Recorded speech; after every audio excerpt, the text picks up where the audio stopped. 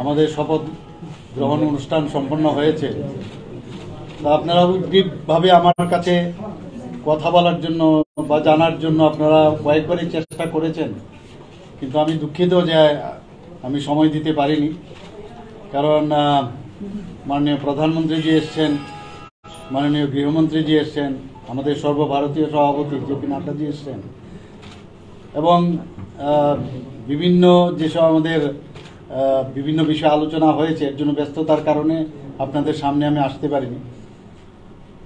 তো যাই হোক, আমি আপনাদের মাধ্যমে সর্বপ্রথম আমি ত্রিপুরাবাসীকে আমি ধন্যবাদ দিতে চাই যে আমাদের ভারতীয় জনতা পার্টি এবং আমাদের অ্যালায়েন্স পার্টনার আইপিএফটির উপর যে আপনারা আস্থা রেখেছেন, এবং দ্বিতীয়বারের জন্য আমাদের এই যে ভারতীয় জনতা পার্টি এবং আইপিএফটির যে সরকার পুনঃপ্রতিষ্ঠিত করার জন্য আমি আমাদের যশস্বী প্রধানমন্ত্রী নরেন্দ্র মোদীজিকে ধন্যবাদ দিতে চাই যে উনার মার্গদর্শনে এবং উনার পর মানুষ যেভাবে সব জায়গায় আস্থা রাখেন, ত্রিপুরাতেও সে আস্থা রেখেছেন। গতকালও আপনারা দেখেছেন শপথ গ্রহণ অনুষ্ঠানে কিভাবে বিপুল পরিমাণে লোক সমাগম হয়েছে বিবেকানন্দ ময়দানে, এবং সেখানে আপনারা দেখেছেন মানুষ এত সুশৃঙ্খলতার সাথে সেখানে বসেছিল, কোনো ভাষণবাজি হয়নি, শুধুমাত্র আমাদের ওথ টেকিং সেরেমনি ছিল, সেটা দেখার জন্য। তো আমি কালকেও যারা এসছেন তাদেরকেও আমি ধন্যবাদ দেব, এবং এত সুশৃঙ্খলভাবে ওনারা ওখানে উপস্থিত থেকে এত সুন্দরভাবে আমাদের এই শপথ গ্রহণ অনুষ্ঠানকে সম্পন্ন করার জন্য আমি ধন্যবাদ দিতে চাই। আমাদের যে 16ই আমাদের ফেব্রুয়ারিতে আমাদের যে ইলেকশন সম্পন্ন হলো, এবং যাদের মাধ্যমে ইলেকশনটা সম্পন্ন হয়েছে, ইলেকশন কমিশন, আমাদের ত্রিপুরা সরকারের আধিকারিক এবং আরক্ষা দপ্তরের যারা যুক্ত ছিল সবাইকে, এবং আপনারাও কিন্তু এর মধ্যে ব্যতিক্রম নয়, আপনারাও আমাদের সাহায্য করেছেন, সবাইকে আমি ধন্যবাদ দিতে চাই। এত সুন্দরভাবে ত্রিপুরাতে একটা ইতিহাস রচনা হয়েছে যে কোনো জায়গায় কোনো রকম উচ্ছৃঙ্খলতার কোনো খবর ছিল না 16 তারিখ। এবং এতদিন ধরে আমরা দেখেছি যে নানা রকম সাইন্টিফিক রেগিংয়ের কথা হতো, ছাপ্পা ভোটের কথা বলা হতো, সেইগুলো কোথাও ছিল না। এবং 2 মার্চ যে রেজাল্টটা বেরোলো, সমস্ত জায়গার মধ্যে কোনো রকম কোনো সমস্যা ছিল না, সেটাও আপনারা প্রত্যক্ষ করেছেন, মানুষও কিন্তু দেখেছে, এবং এর জন্য আমি সবাইকে ধন্যবাদ দিতে চাই আবার। কিন্তু ইদানিং আমি দেখতে পাচ্ছি বিভিন্ন জায়গার মধ্যে এটা স্বার্থান্বেষী মহল থেকে সেটা করানো হচ্ছে বা করছে, যে কিছু কিছু খবর আমার কাছে আসছে। আমি আরক্ষা দপ্তরকে বলেছি কঠোরভাবে যেন ওটা মোকাবেলা করেন, এবং আইনের পথে চলবে।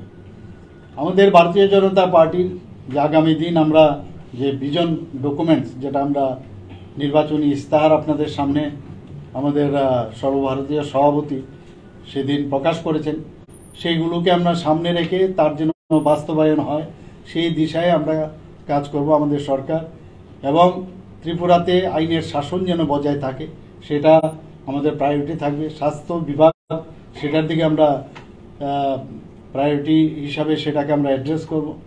এগ্রিকালচার, এডুকেশন, স্পোর্টস, আরও যেসব বিষয়গুলো আছে সব বিষয়ে আমরা অ্যাড্রেস করব, এবং সাধারণ মানুষের এবং প্রান্তিক মানুষের যেসব মৌলিক সমস্যা আছে সেগুলোকে আমরা অ্যাড্রেস করব। সবাই শান্তিতে আমরা থাকতে চাই।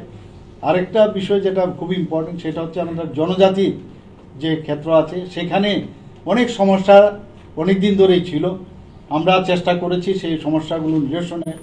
আগামী দিন আমরা সেইগুলোর দিকেও আরও বেশি করে যাতে জনজাতি এলাকা এবং জনজাতি ভাই বোনদের যাতে ওনাদের উন্নতি হয় সব দিক দিয়ে, সেই চেষ্টা আমরা করব। আর্থসামাজিক এবং সামাজিক উন্নয়ন হয় সেই দিশায় আমরা কাজ করব।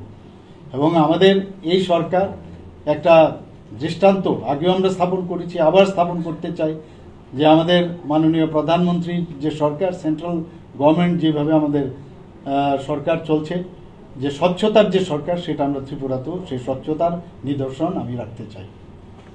ধন্যবাদ। মন্ত্রিসভার সদস্যদের বৈঠক হয়েছে, কি বিষয় নিয়ে আলোচনা হয়েছে? আমাদের মেইন 2-3টি বিষয়ে কথা হয়েছে, যে সেটা হচ্ছে প্রোটেমস যে স্পিকার, সেটার বিষয়ে আজকে ডিসিশন হয়েছে। মাননীয় বিনয় ভূষণ দাস যে আমাদের এমএলএ আছেন পানিসাগরে, ওনাকে প্রোটেম স্পিকার করা হয়েছে। তো বাকি আমাদের মেইন এই বিষয়টার জন্য আমাদের আজকের আলোচনা, এবং আগামী দিনে আমাদের ভোটন অ্যাকাউন্ট যেটা হবে ফিনান্সের উপরে, সেই বিষয়ে আজকে কথা হয়েছে। দপ্তর বন্টন কি হয়েছে? দপ্তরের মধ্যেই আমরা ঘোষণা করব, 1-2 দিনের মধ্যে হয়ে যাবে সেটা। আপনার এবারের মন্ত্রিসভায় বেশ কয়েকজন যুব চেহারা দেখা গেছে, আবার বেশ কয়েকজন বাদও পড়েছেন, মানে এটার পেছনে কি কোনো অন্য কারণ রয়েছে? না, এরকম না। আমাদের এখানে সেন্ট্রাল গভর্নমেন্টও আমাদের মাননীয় প্রধানমন্ত্রীজি যখন লাস্ট যে রিসাফলিং করে, সেখানেও আপনি দেখেছেন বহু লোককে। আমাদের এটা রীতিনীতি যে কিছু লোক চলে যাবে, আবার নতুন করে নতুন আসবে, এবং সেইভাবেই কিন্তু কাজ চলে। এরকম না কাউকে বাদ দেওয়া হয়েছে, আবার কেউ চলে যাবে আবার আসবে। তো সেটা আমাদের নর্মাল রুটিন ওয়ার্কের মধ্যে পড়ে। বাকি এখনো 3টি খালি রয়েছে, সেগুলি কবে পূরণ হবে? সেটাও ফুলফিল হবে। এর আগের আমাদের যখন 2018-তে হয়েছে, সেখানেও কিন্তু সেভাবেই খালি ছিল, এবং সেটা ফিল আপ হয়েছে, সেটাও হবে, অচিরেই হবে।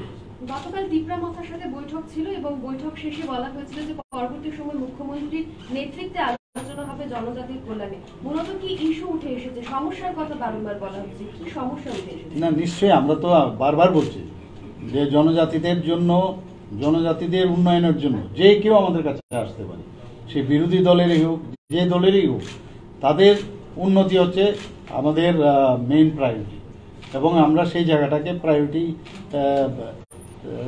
এরিয়া বলে আমরা মনে করি। তবে গ্রেটার ত্রিপুরা ল্যান্ড কি প্রায়োরিটি পাচ্ছে? না, গ্রেটার ত্রিপুরা ল্যান্ড আমরা কোনো অবস্থায় সমর্থন করি। স্যার, বাকি এমএলএরা কবে শপথ নেবে স্যার, আলোচনা হয়েছে? ওই তো সেটা তো বললাম তো, প্রোটেম স্পিকারের যখন আমাদের 15 তারিখ খুব সম্ভব স্থির হয়েছে, সেদিনই প্রোটেম স্পিকারের পরে সেখানে শপথ, যা নর্মাল প্রসিডিউর আছে সেভাবে হবে। স্যার আপনি সবাইকে ধন্যবাদ। স্যার আপনি প্রথম লেট মি গো। স্যার আপনি যখন মুখ্যমন্ত্রীর দায়িত্ব নিয়েছিলেন, তখন আপনার হাতে সময়টা একটু কম ছিল, এবং আপনার কাছে রাজ্যবাসী খুশি। এখন আপনি আরো 5টা বছর সময় পেয়েছেন, কিভাবে রাজ্যটাকে এগিয়ে নিয়ে যাবেন? তো নিশ্চয়ই এখন তো সময়টা যেহেতু বেশি পেয়েছি, তো কিন্তু সময় বেশি না, কিন্তু আমি তো ভাবছি যে আমাদের ক্যালেন্ডারটাকে, আমাদের বছরটা উল্টিয়ে দেবে। মানে 365 দিন, আমার একদিন চলে গেল, 2 দিন চলে গেল, আর বাকি এতদিন, তো উল্টি একটা ক্যালেন্ডার সব ডিপার্টমেন্টে আমি ভেবেছি যে এটা আমি ফিক্স করে দেব। তাতে ওই মানে সবাই, আদারওয়াইজ কি অনেকে মনে করে যে আমার কাছে অনেক সময় আছে। আমাদের যে কাউন্টডাউনের একটা ক্যালেন্ডার আমি ইচ্ছে আছে সেটা লাগানো। স্যার আরেকটা প্রশ্ন, এবার তো ভোট অন অ্যাকাউন্ট, মানে পূর্ণাঙ্গ বাজেট তো পরে বোধহয় পেশ করবে, তো এই ক্ষেত্রে পূর্বতন যে অর্থমন্ত্রী ছিলেন জিষ্ণুদেব বর্মন, ওনার কি কোনো পদ বা? ওনার তো যেহেতু ওনাকে তো আমরা নিশ্চয়ই ওনার অ্যাডভাইস আমরা নেব। এমনিতে তো উনি তো এখন মন্ত্রী, সবাই কোনো অবস্থায় আসতে পারবেন না, না তো, কিন্তু উনি আমাদের পার্টির একজন বিশিষ্ট ওল্ড আমাদের কলিগও বলা যায়, এবং ওনার নিশ্চয়ই পরামর্শ আমরা নেব।